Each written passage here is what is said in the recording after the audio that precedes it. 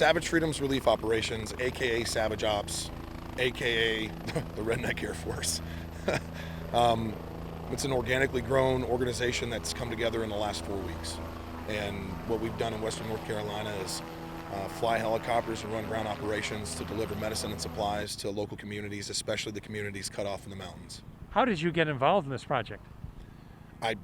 It was a selfish effort.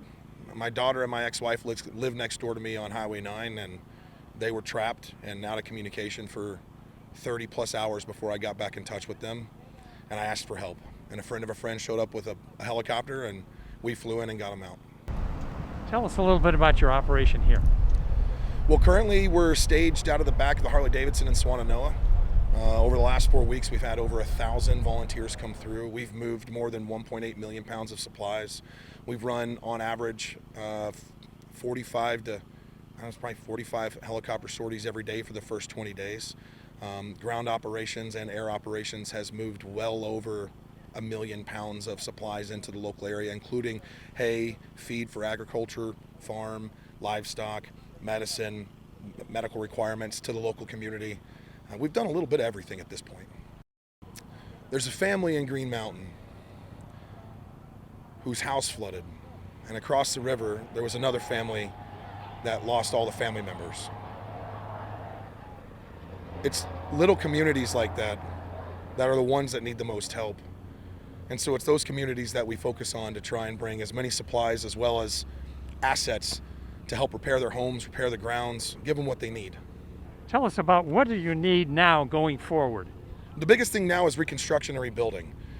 We don't need more water, we don't need more non-perishable food, we need money. And we need the money to go directly into the hands of the local residents and the local community. The only way that we can help them rebuild now is to help them rebuild their homes. And to help them rebuild their homes, that takes capital. National recognition and national attention for Western North Carolina is an absolute imperative. If we don't have that, then we're not going to be able to continue to support on the ground.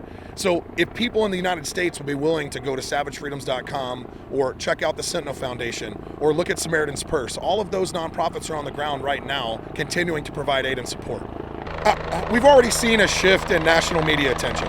We've already seen a shift in the news and how the news cycle has moved away from Western North Carolina. And as the holidays come up, I don't think there's going to be a lax. I don't think people are going to forget. I think people will be forgotten.